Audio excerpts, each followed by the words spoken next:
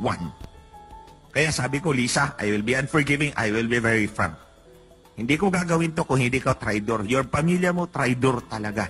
Hindi lang ako ang traidor mo.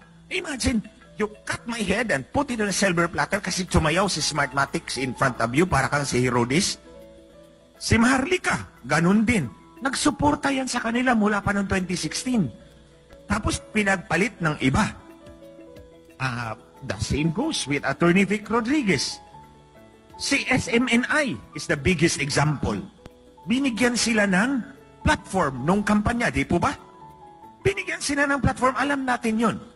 Tapos anong ginawa nila? Ginorgor. To quote the term of Maharlika, ginorgor. Oh. Ito pa si China.